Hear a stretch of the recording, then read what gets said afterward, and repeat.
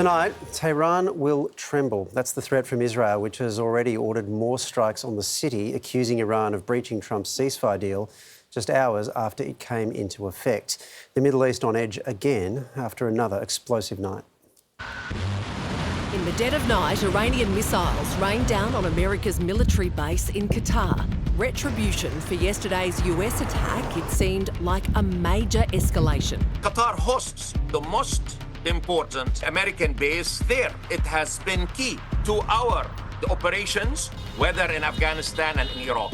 So this is why they chose Qatar. But it turns out the whole spectacle was carefully choreographed theatre. Qatar and the US given the heads up before the strike, giving them time to evacuate the base and intercept the missiles, avoiding any casualties or major damage. In order to maintain legitimacy amongst themselves, they had to show some sort of response, but they didn't want it to be so large that it would actually provoke a further attack. Then came this post from Donald Trump. It has been fully agreed by and between Israel and Iran that there will be a complete and total ceasefire. Declaring an end to what he dubbed the 12-day war, congratulating Israel and Iran for having the stamina, courage and intelligence to end the conflict. I actually think when we look back, we will say the 12-day war was an important reset moment for the entire region. But in the 6 hours before Trump's ceasefire deadline, Tehran experienced one of its worst nights of bombing in the past 2 weeks.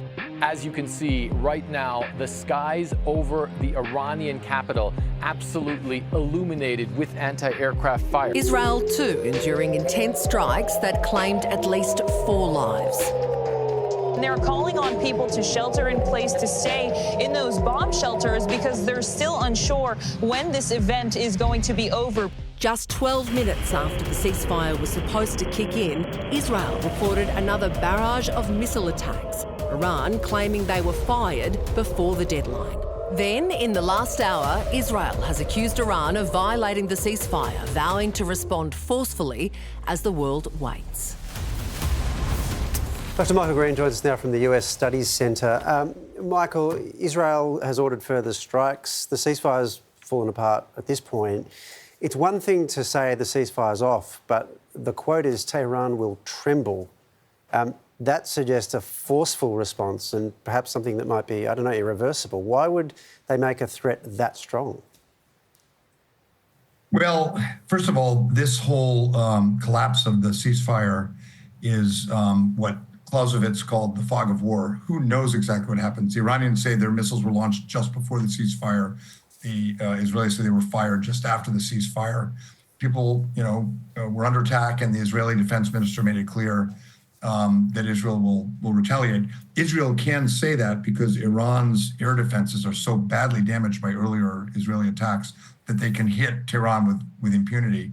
So the ceasefire didn't hold.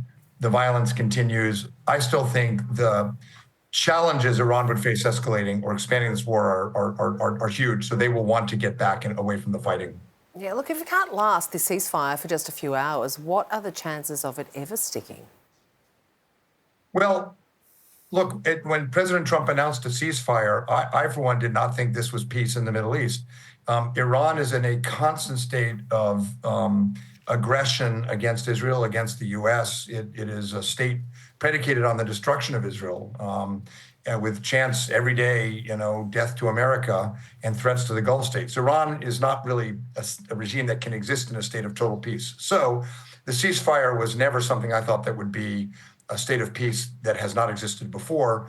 The state before Israel attacked Iran was of constant violence. Iranian missiles fired by their proxies Hezbollah. Iran supports Hamas, did not necessarily order the attack on Israel, cyber attacks. So there was never this sort of peaceful pastoral moment that we would return to.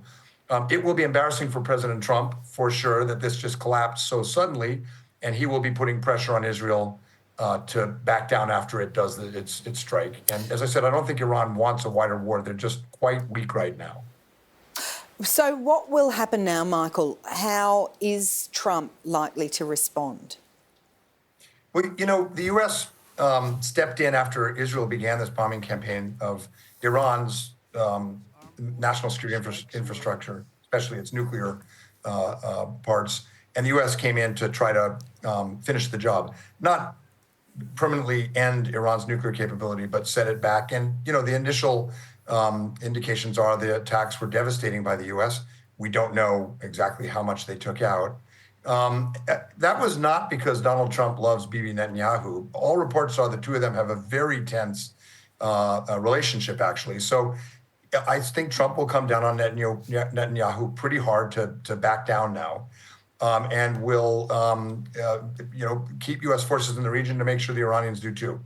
There might be more exchanges of fire, but I think the Iranians are incentivized not to expand this war and actually face another round of American attacks. But Michael, it doesn't sound like what the Iranians want to do is relevant really in any way. They might not want to escalate, but if Israel has said that Tehran's going to burn, Donald Trump can't stop them doing that. What's he going to do? Put sanctions on his closest allies? I didn't say he would. I didn't. Right, I didn't say he would stop them. So, I didn't say he would stop them. I think Israel came under attack after the ceasefire.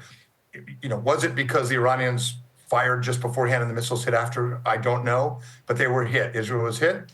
Israel's going to hit back hard. I don't see President Trump stopping that. It's after that I'm talking about, when Trump is going to say, right, you've had your final retribution for this final attack by Iran. Now stand down. That's what I'm talking about.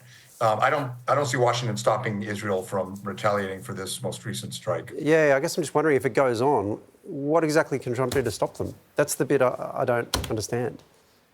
Well, in the case of Iran, the U.S. has clearly demonstrated an ability with impunity to inflict considerable damage on the regime. In the case of Israel, remember, Israel depends on the U.S. for considerable amounts of military assistance. So he has some levers, and he'll pull them. And I don't think the Israeli people want this to continue either. But as I said, I don't think this stops now until after Israel takes its shot.